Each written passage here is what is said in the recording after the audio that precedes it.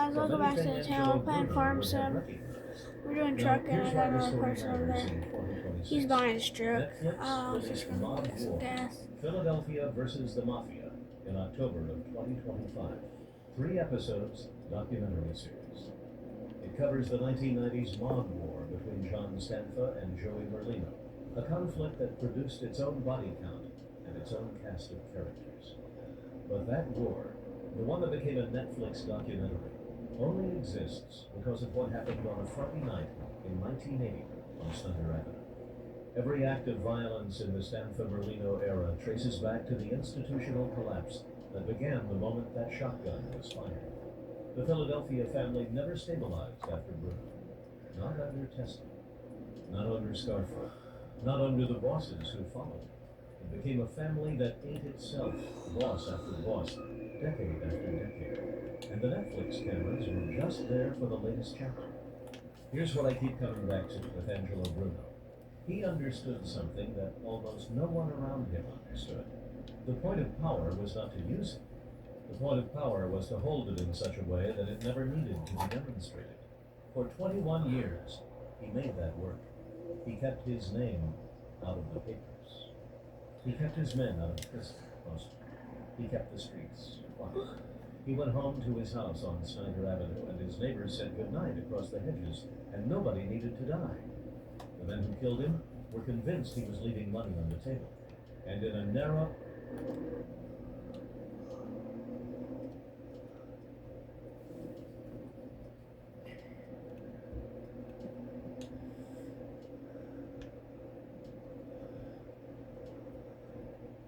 What?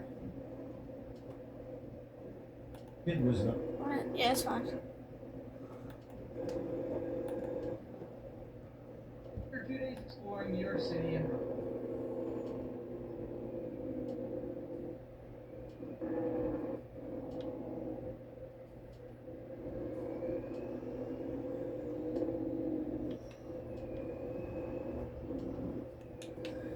So now what you hauling now?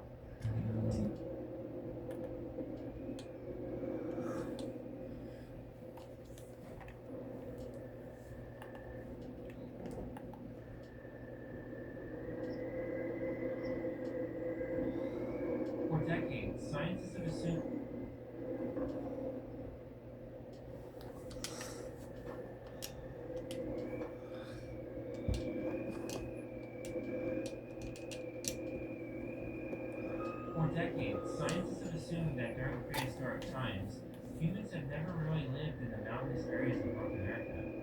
This assumption was most especially applied to the mountainous regions in the northwestern corner of Wyoming. Instead, most archaeologists assumed that prehistoric peoples in North America only ventured into the mountains for brief and random periods, when they had no choice due to adverse conditions, such as from population pressure or from a lack of Okay, well, someone just bought that. Ooh. However, in recent times, melting ice and wildfires have been revealing substantial evidence of humanity having a sustained presence at heights over 8,000 feet in northwestern Wyoming. These include numerous mountain villages containing innumerable artifacts. The most spectacular of these findings is a prehistoric village known as the High Rise Village Site, which bears evidence of humans living high in the mountains nearly 10,000 years ago. Join me as we explore the incredible inhabitants of the mountains of Wyoming. The assumption and mindset that people in prehistoric times could not possibly have lived high in the mountains of North America and Wyoming has long hampered serious attempts to explore this question. This, along with the fact that archaeological research conducted at high altitudes is logistically complex, have made the mountains of Wyoming an overlooked area in archaeological circles. Therefore, the research I have to transport some military vehicles for the army. Wyoming only goes back to around 50 years and includes the efforts of 5 teams of professional archaeologists from 3 different universities, as well as those of amateur explorers. Though dedicated to studying alpine environments in North America, the Wind River and Absaroka ranges in the Bridger Teague National Forest were the focus of their collective efforts. The Wind River ranges have varied terrain, beautiful vistas, and a remoteness that have made the region a favorite of people wanting to outdoors in a calmer environment compared to the crowded nature of the Teens and nearby Jackson Hole. Most of the visitors do not realize that the Wind River Peaks formed a hub of mountain communities long before the invention of 20th century outdoors equipment, and that in fact, Native Americans have been venturing into the alpine zone and establishing camps nearly 11,000 years ago. Most of the archaeological discoveries made by the teams of researchers in the last 50 years were made due in part to climate change, which has had the effect of melting ice on the mountains at increasingly faster speeds. Due to the melting ice, cultural and biological material that has been frozen in time for thousands or even tens of thousands of years are being increasingly exposed. Sites revealed by melting ice are incredibly valuable to archaeologists because the materials of the site are so incredibly well preserved compared to other artifacts found in sites subject to forces of decomposition. Discoveries from ice patches, due to the well-preserved nature of the artifacts, reinforce local tribal oral histories, and in particular, stories about how their ancestors lived at such high elevations. Some of the earliest discoveries were made in 1969 and 1970 by Colorado State University alumni, who found 19 prehistoric sites located above 10,000 feet along the southern Wind River Mountains. In 1974, personnel from the University of Wyoming found 33 sites, which included 2 fire pits, soapstone vessels, stone choppers, and more than 2 dozen styles of projectile points. In the late 1990s near Du Bois, Wyoming, amateur archaeologists found a conical dwelling made of tree branches and bark, otherwise known as a wikia, on the east side of the Wind River Mountains. At first, no artifacts were found in or around the structure, but then a forest fire destroyed it a few years later. With the layer of decayed pine needles and other organic matter burned away from the fire, researchers were able to find artifacts of chipped and ground stone. In the early 2000s, the site was made known to the Office of the Wyoming State Archaeologist, prompting all parties involved to name the site the Burnt Wiki Up site.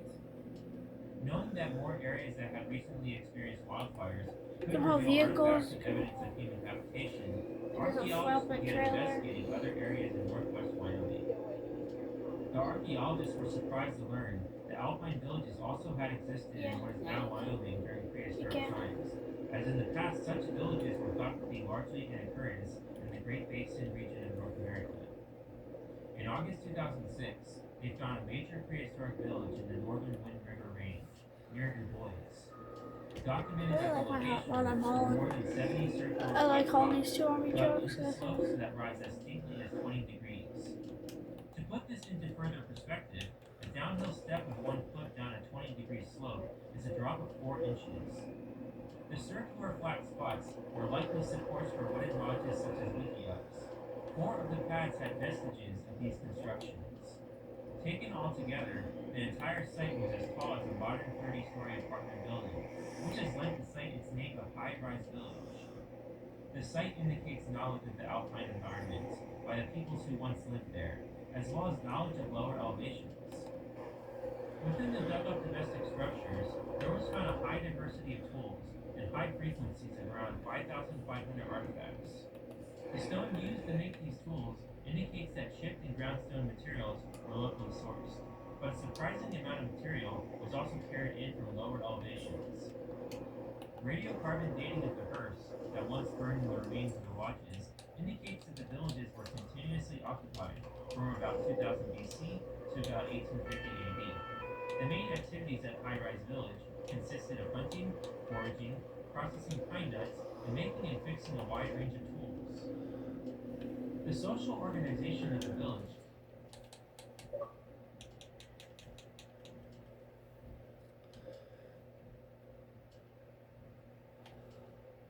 There are discounts and even physical grace behind. Don't fly up on What? 99% of invisible grace.